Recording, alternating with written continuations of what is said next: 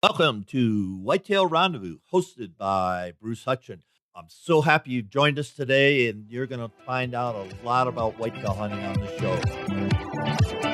This is Whitetail Rendezvous, episode number 367.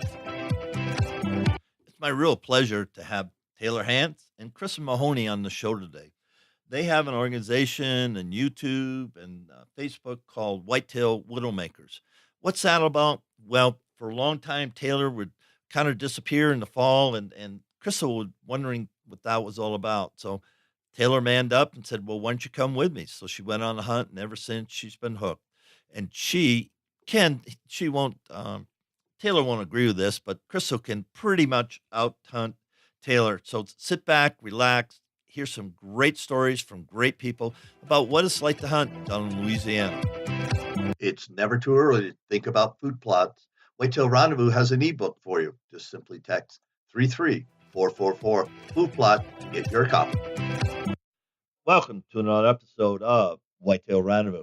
And folks, we're going to talk to Whitetail Widow Makers. Well, this is going to be interesting. We got Krystle and Taylor, and Taylor Hance and Krystle Mahoney. Hey guys, welcome to the show. Hey Bruce, how are you today? I'm doing really well, and I'm really wound up. What my weekend was like, and I'm back home in Colorado, so I'm all fired up. How about you guys? Definitely. I thought we had a busy week and weekend, but after you told me what you were doing, ours pales in comparison. Well, if you love something, you just do it. You know what I mean? Definitely. I definitely understand that. Hey, Krystle, let's start off with you. What's Whitetail Widow Makers all about? Hey, Bruce. Yeah, so Whitetail Widow Makers, it's funny how it started. I actually wasn't raised hunting or anything like that. That's not how I grew up. I wasn't introduced to hunting until about 3 or 4 years ago. And Taylor's been doing it his whole life. So from about October to the beginning of February, he would just disappear. And, I couldn't figure out like what this obsession was. So I decided to tag along and just see like what he's been doing for all these months of the years, and absolutely fell in love. So we decided, I was asking him questions like, well, why doesn't everybody support each other? And how come when you ask people about their hunting spots, like nobody really talks about it or what they're using to be successful? Or, like I see people on Facebook, like bashing other people, like, oh, you should have given that deer a couple more years. Or, I'd see people posting their harvest and be like, oh, I know he's not the biggest, but, making all these excuses for their deer. And it just didn't make any sense to me because, I know what kind of effort it takes to go out there and do the food plots and do all the planning and hang in the stands and just all this work and money that goes into hunting season. So when I would see these people making excuses for their deer, I'm like, why are they making excuses? So Taylor and I started talking about, it really shouldn't be like that. You should, whatever your definition of a trophy is, like you should be able to, as long as it was taken, clean and ethically, you should be able to be proud of your trophy and it, get praised and be excited for your harvest. So we decided that we would start a Facebook page where you can be proud of whatever your definition of a trophy is. If it was taken legally and ethically, we support you. And we wanted a place where we could talk about products that really work, things that we go out and we spend our hard-earned money on and we test it out and they make us more successful in the field. And, we talk about those things. And we just wanted, a community page full of encouragement and support for your fellow hunters. So that's kind of how Whitetail Widow Makers started.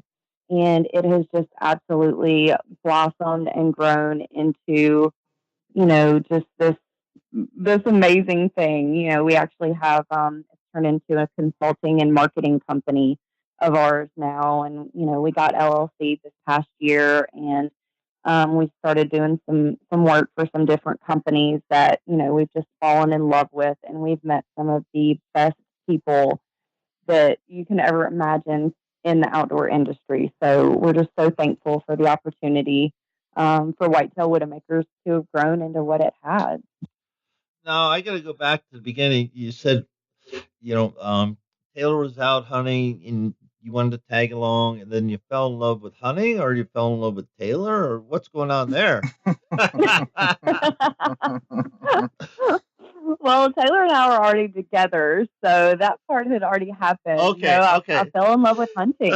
I just wanted clarification because you said I fell in love. I'm going, okay, how does that work? Taylor, hey, it worked, man. It worked. Hey, it worked. That's all that matters.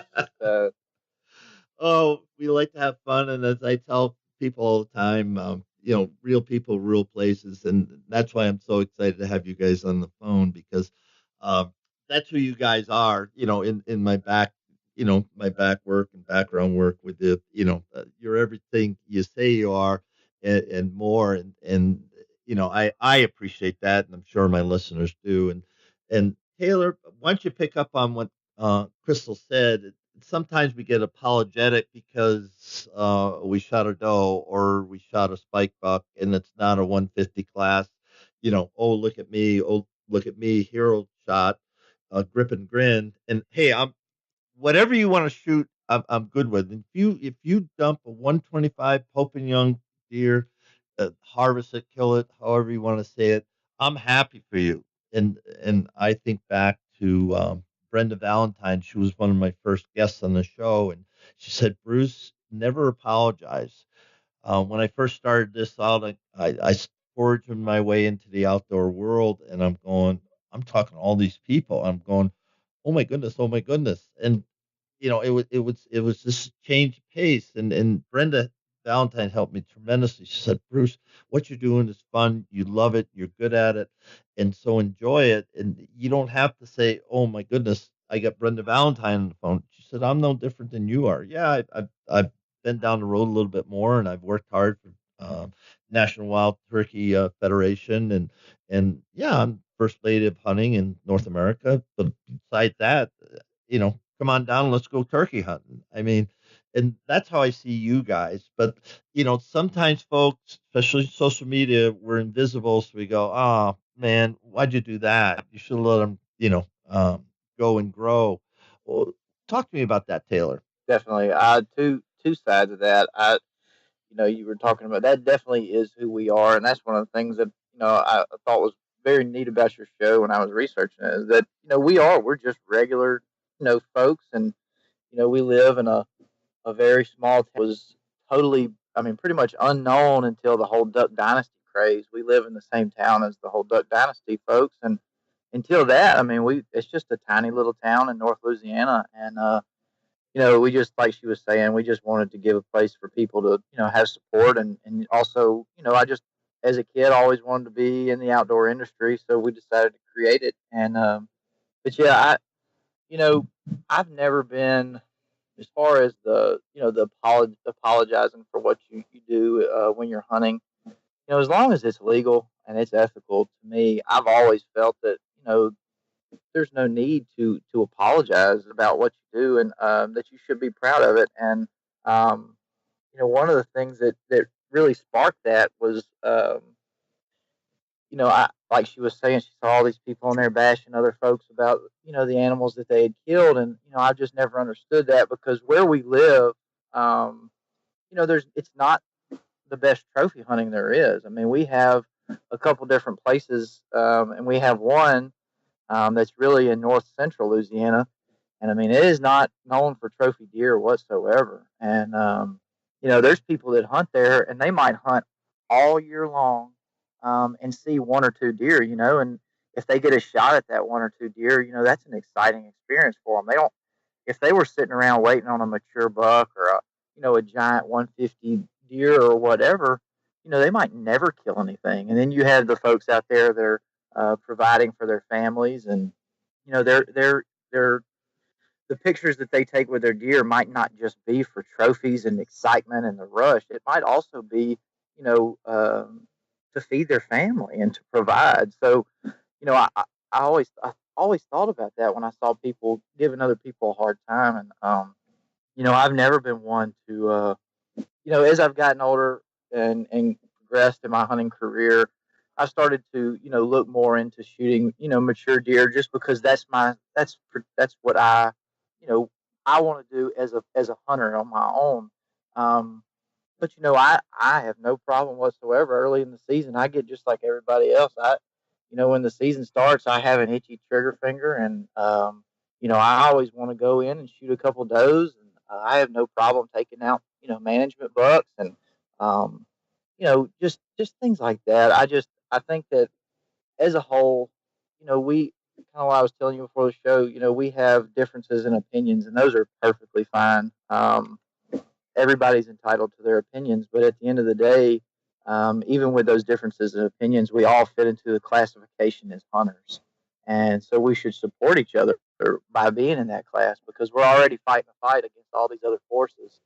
And then when you create strife and disagreement inside, that classification of hunters that we are in, those the anti-hunters or whoever it is that's battling us from the outside, they just sit back and they're not even having to do any work, and they're watching us tear each other apart, um, without them having to do anything. And I think that, I just really feel like that, like you said, you should never have to apologize for anything you do in the woods, as long as it's legal and as long as it's ethical, and as long as you're having a good time. So that's my take on it.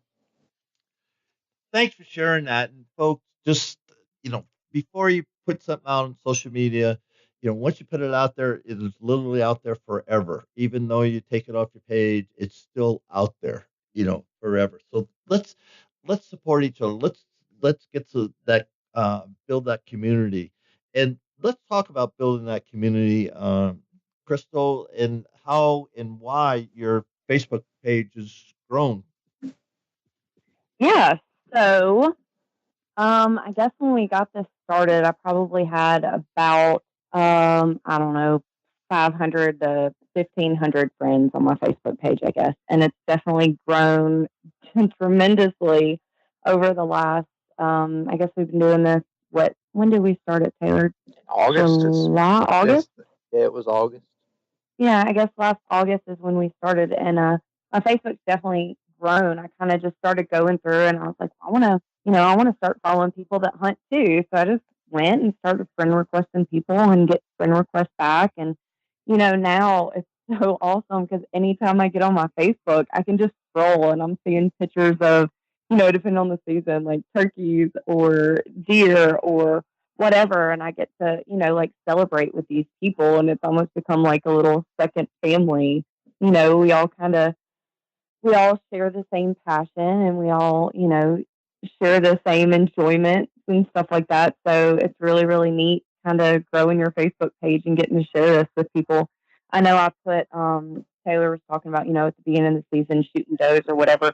That's probably the most exciting time for me when the season first starts and I shoot my first doe, because we have this place near one of the places that we hunt, and they make the most incredible bacon wrapped deer fillets. They do this like jalapeno and pepper topping on top of these deer fillets, and they literally just melt in your mouth. And so, like, when I take my first doe of the season, I know that that's what's about to be made out of it, and I get so pumped. And like, I'll post pictures of it, like when I get done cooking it on my Facebook page, and like that has got to be the thing that I get like the most people like, oh my God, what is that? Where do you have that made? I need that in my life.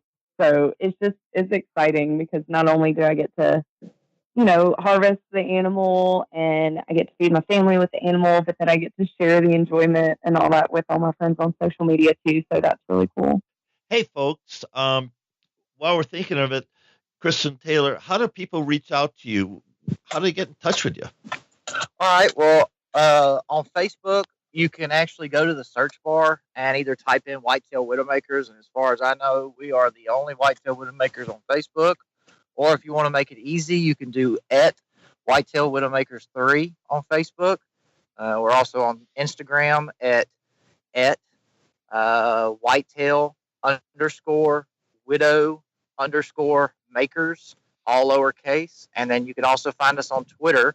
And it's also the @ capital W, capital T, underscore widow underscore makers. And if you want to reach out to us, our email address would be whitetail widowmakers3@yahoo.com. If you have any inquiries or questions, or just want to chat with us, we're always open to just chatting with people, because, like you were saying earlier, we're just regular old people, and we just love this sport and this way of life. So, Well, thank you for that. And I haven't had lunch yet, and it's still a couple hours I away know, I'm out here. hungry too now. And I'm going, oh man, that sounds really good. Where can I get some of that? Like right now? Right? I know. Well, I'm actually cooking that for dinner tonight, so come on over. Yeah, come on over. The jet's in the hangar, and I'm getting my whatever, like whatever. Krystle, I'd love to come hang out with you and Taylor, but I ain't gonna make it. After the traveling you've done this weekend, I can't say that I blame you. I can't make it. Hey, let's switch it up and let's start talking hunting. We've spent half the show talking about you guys, and I want people to understand who you guys are, because you got something going on, and the industry needs people just like you two to, to bring it to a place of commonality and community. So props to you guys. So let's talk about 2016 season. Were you guys able to harvest to put some bucks or does down? Well, I probably gonna defer that question off to Krystle, because I was able I was able to kill a couple does, but I did not kill any bucks this year. We had a tough season this year. We had some very strange weather before the season started, and then it was even stranger as the season started. So we had very dry climate, but then in the spring we had a very wet climate, so it created one of the biggest acorn crops I've ever seen. And then it was just the weather just did not cooperate this year for us, and then we had some issues at one of our leases with some extra, some other stuff that was out of our control. And but towards the end of the year, which one of the things that I love about this thing is getting to share, you know, hunts with my family and with other people, and I got to do that this year. And her son, she has a son who's actually 8, and his name's Braxton. And every year we have about an hour from our home is one of the top national wildlife refuges in Louisiana. I mean, they kill some really nice bucks off there every year. Well, they have, I don't want to get to lying about how big it is, but it's a big closed area that they do nothing but take youths and disabled veterans on that area. And it gets hunted 4 days a year. 2 hunts are by youth and 2 hunts are by disabled veterans. And it's just loaded with deer. And he actually got drawn this year to go on that, and I was able to go with him. And he killed his first buck, which was a very nice 8-point. And he got to kill his first deer with me last year, and then he turned around after the morning, and Krystle came and sat with him for the evening, and he killed him a doe that evening. So, I killed a couple does with my bow early season this year. But if you want to talk to the big buck killer, I'm going to hand it over to Krystle, because she was the only one that out of the 2 of us that got to kill a good deer this year. So I'm going to let her go from here. Well, we definitely won't downplay. Hello. Oh, that is a train. Like I said, real people, real places. Continue. Yeah. Definitely. Taylor must be sitting near a train right now. Yes, I yeah. unfortunately do not. I unfortunately do have to work every day for a living, so I'm out here at my job, and there's a train passing by. So go ahead. All right, Krystle, come on, girl. Yeah. So Taylor definitely can't downplay those does that he got with his bow. This was his first year of self-filming, something that I cannot say that I have done yet. So, he actually was able on those does to self-film and get them on video, and it's super cool footage. So I'm definitely proud of him for that. Harvesting a deer with a bow is a feat in itself, and then to be able to self-film yourself, like, that's a whole new level. So we can't downplay his doe, even though he didn't get a buck. He was able to do that. So very proud of him. And for me, so like I said, a little bit of backstory on me. Like I wasn't raised hunting. I wish I was. I would have had a lot cooler upbringing if I did. Um, but I started my hunting career about 3-4 years ago, and it started off. I went out there with Taylor. I was able to harvest a doe, and it was with a gun. And I just kind of looked at him. I'm like, oh my gosh, this is amazing, but there's got to be more than this. So from that, I picked up the bow and kind of left the gun alone. And I've absolutely fallen in love with bow hunting. Now myself, Taylor, and my 8-year-old son do 3D archery shoots, and it's just awesome. But this year, every year really has been, we don't have the best hunting. We don't have these spots like you see on TV where they've got these huge, mature, big rack bucks or anything like that. We we laugh and we make jokes, but like it's almost one of those like if it can go wrong, it will go wrong when it comes to us picking like hunting spots. So, we might find one we're like, okay, this is going to be it. And we put all this work into it. And then, right as the season starts, all of a sudden log trucks show up and we're like, well, there goes this spot. So we normally have some trials and tribulations at our hunting spots. And this year was no different. Like Taylor said, the acorn crop was just ridiculous. We had the weather just didn't cooperate. So the deer just weren't there. I went 21 straight hunts sitting in a tree, and I saw zero deer. That's not like, just one every, like literally 0 deer in 21 hunts. And I was almost ready to give up. I'm not going to lie. It can be really discouraging, sitting in a tree for 21 straight hunts without seeing anything. And so we decided to go ahead and grab the gun and go sit in a box stand together. Taylor and I did, just to kind of recharge my batteries, because I was just like, oh, if I have to hear the leaves cracking and get my hopes up that it's a deer and it's a squirrel one more time, I'm just gonna cry. So we went out and we sat in the box stand, and sure enough, we'd been seeing this one buck on camera all year, and it was one of the management bucks that we wanted to take off the property. He was super, super old, poor guy, just had nothing left in him, and he walks out right at end of shooting light, and I was able to take my first buck with Taylor, in the stand with me, and that was just an absolute like magical moment.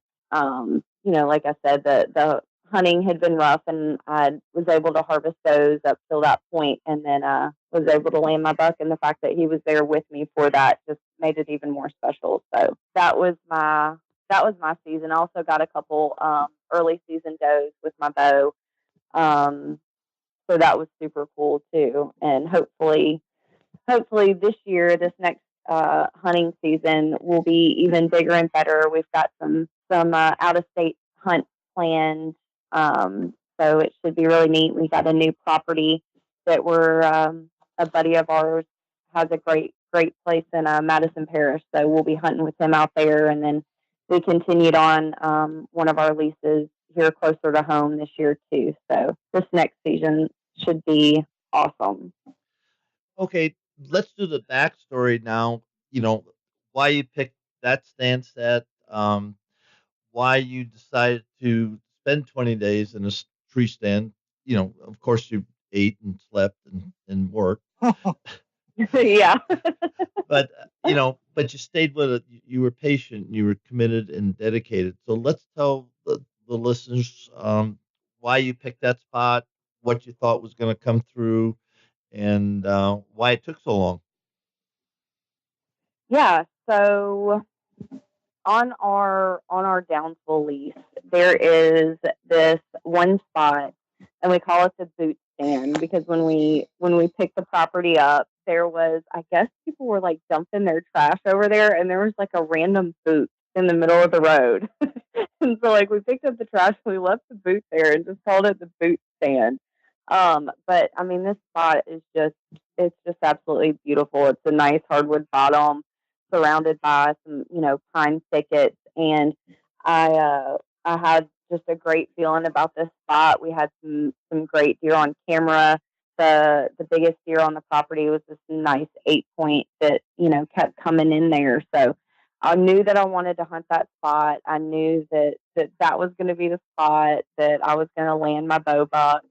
And it ended up taking, forever to do it, and I never did. So he's still out there. So I'm hoping that next year, that's one of the reasons that we kept this lease, because, he definitely has a dead ringer arrow with broadhead with his name on it, for next year. But the spot was incredible. It was one of the spots that I actually hung my first tree stand, which as a girl, like hanging tree stands is not something that I was able to do until this year. And we found Advanced Takedown Tree Stands, and their three set system has it so easy to be able to hang a stand that I personally was able to do it myself. So not only is this just a beautiful spot, a beautiful setup, but it was one of my like proud moments of accomplishment because I got to hang the stand myself. So I sat in that spot for 21 straight hunts without seeing a single thing. And I don't know if it was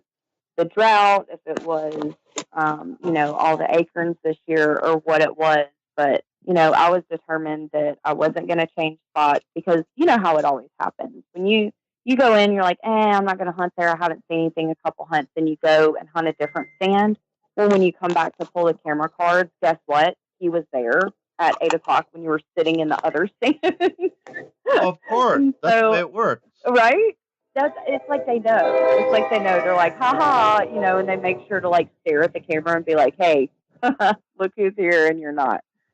So I just knew that was going to happen to me, and I was determined that like this was the spot it was going to happen for me. And it seemed like all the stars would align, and I just, I would go in and have this great feeling like, okay, today's the day. Like I can't tell you how many times we'd be walking to the stand, and Taylor would go to veer off and go left to walk out to that spot, and I would veer off to the right to go to mine. And I'd tell him, as we're walking away, I'm like, okay, today's the day. And it never was. But, there's so much more to, just because you go in and you don't get your kill that day. You don't do what you set out to do that day. Like it's never an unsuccessful day. Like I can't tell you the peace and the enjoyment and that like feeling close to nature that you get when you hunt. When you get up in your stand and nothing in the woods knows that you're there. Like you get to see things that you don't get to see, elsewhere. Like you get to see the world come alive. You get to hear like everything wake up. I mean, you get to just, it's one of those like cheesy moments, that like one with nature moments. Like I can't tell you like how many mornings like I've sat there and just, got close to God sitting in a deer stand. I just, it's one of the most peaceful places on earth. And then to be sitting in a deer stand, one that you yourself have hung, and as a woman, that's kind of tough for me, made it like that much more special. So 21 straight hunts, zero animals on four legs, stuck with it, dedication. Like that's what it's all about. You can't hunt them from the dead, so you got to stick with it. Whether you get them or not is kind of a toss up, but Let's take that scenario apart a little bit. Now, you were committed to that stand location. Did you have options of hunting the same property but from different stand sets? oh yeah, we had five. We had five different locations on this one property. We had a couple blinds, and then three other tree stands. So there were options, but in my head, this was the only option because it was happening in this spot. And some people, I'm trying to change it up. So you hunted 21 days with the same wind or different wind. I'm trying to get a sense of your commitment, dedication to that one spot. But was there anything different you could have done to maybe, as my friend Dan Johnson talks about, running, gunning? So did you see him from the stand at all? 100 yards away, 200 yards away, or 50 feet away? I don't, know the terrain you're hunting in.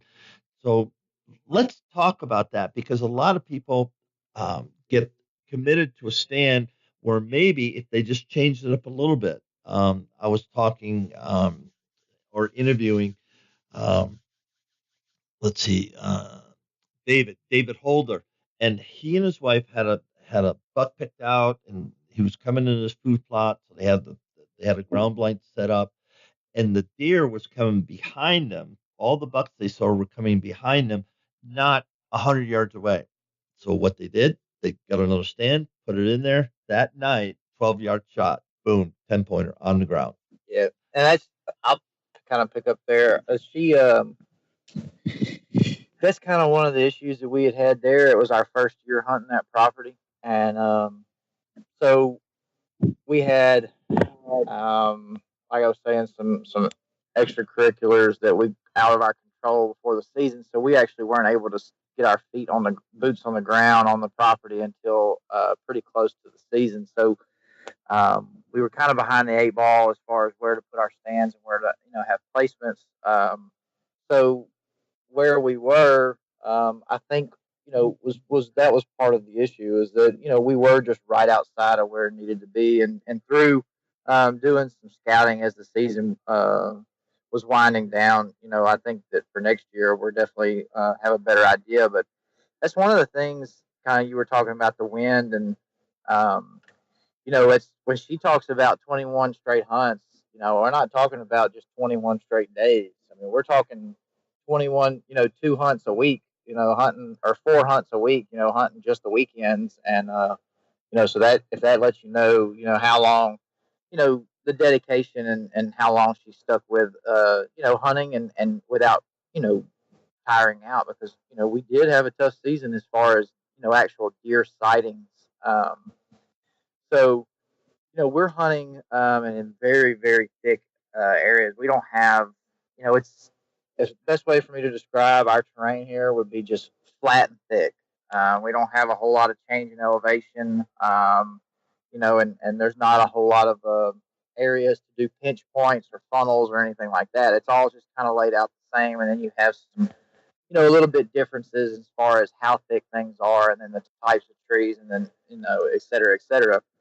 So this particular spot she was in, it had, as far as the wind goes, we weren't necessarily that, but it was a good spot as far as the wind went, because the deer were coming from all different directions, so it wasn't really like we had them totally pinned down as far as what wind she should hunt, or when she should get off the stand or whatever. But that's definitely one of the things we talked about as the season got done. Is that's one of the mistakes that I make as a hunter all the time. Is, well, two things. I either fall in love and get married to one specific spot because there's a deer in there that I think I need to kill, and then I overhunt it and put too much pressure, or I'll walk into a spot and I'll just look at the surrounding area, and I'll say that, man, that's a really pretty spot. This is where the deer should be, instead of actually hunting where the deer are.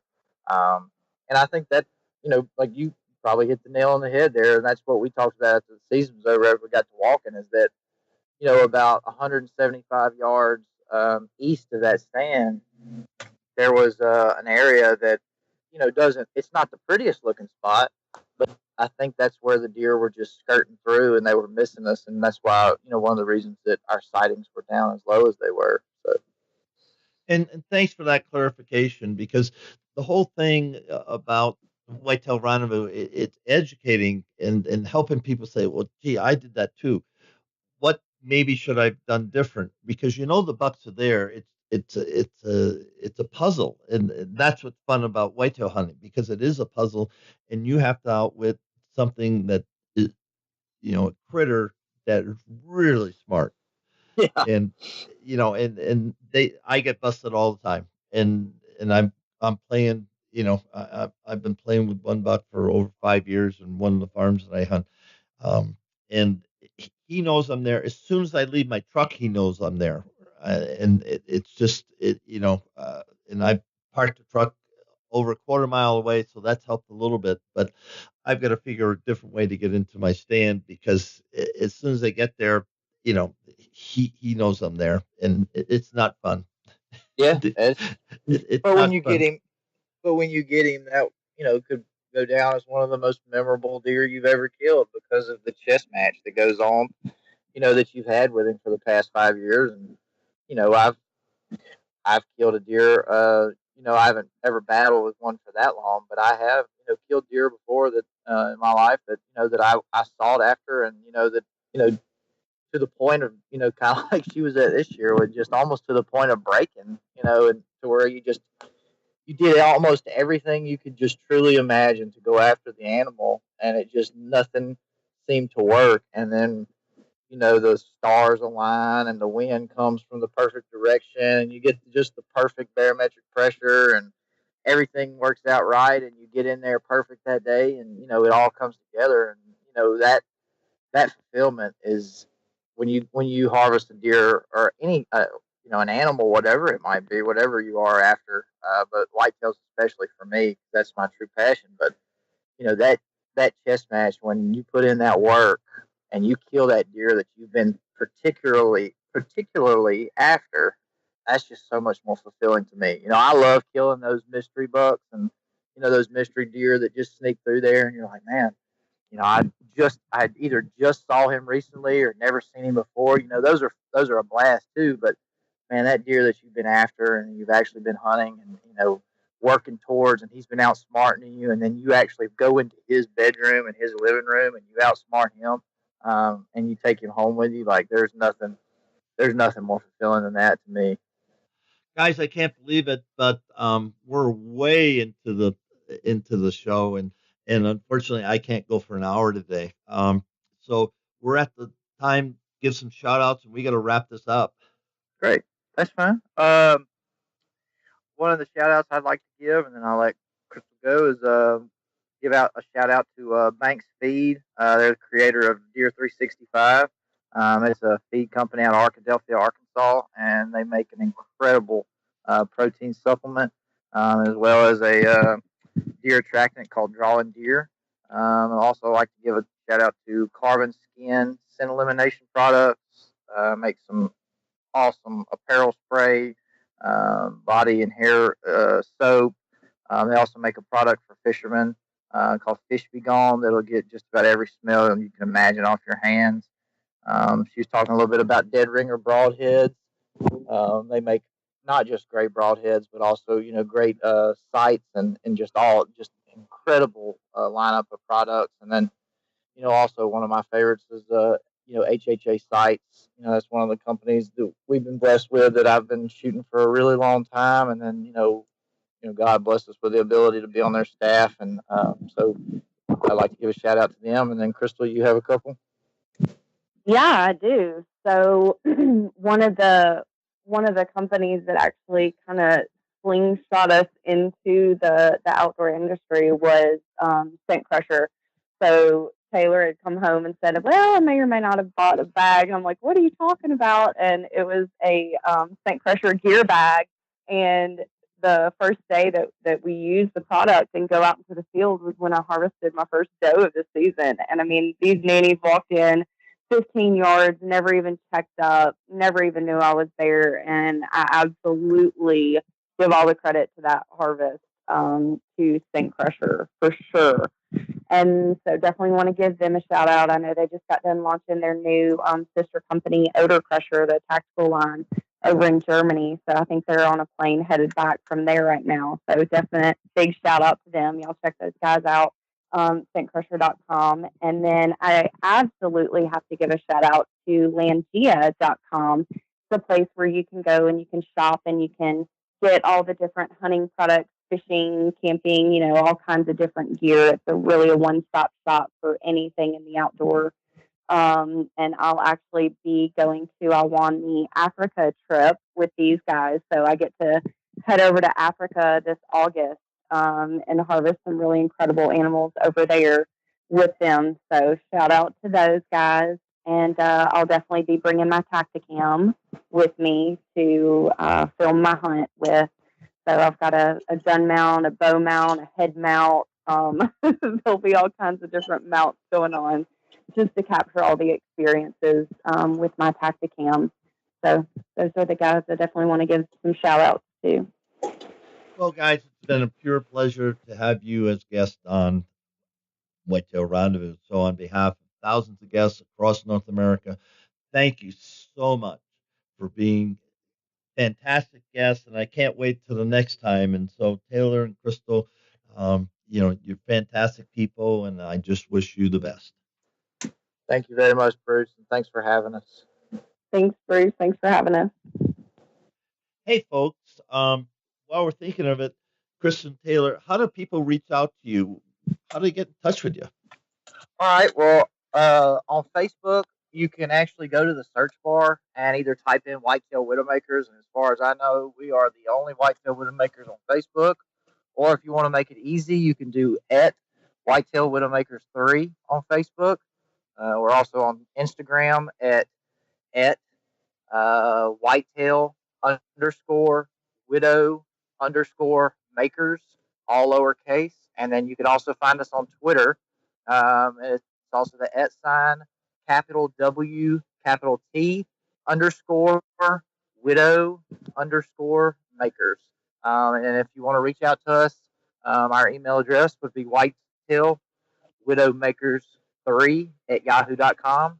If you have any inquiries or questions, or just want to chat with us, we're always open to just chatting with people, because like you were saying earlier, we're just regular old people and we just love this sport and this way of life. So thanks for that, guys, and moving right along.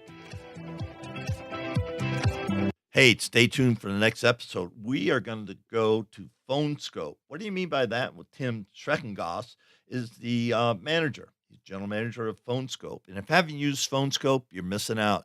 Tim's going to give us some tips, techniques, and tell us all about Phone Scope and why it came to be. Don't miss the show, folks. Thanks for joining us. Be sure to tune in tomorrow for another episode of Whitetail Rendezvous, where you can listen and learn from the experts so you can be more successful on your next hunt. Until next time, listen, learn, and succeed.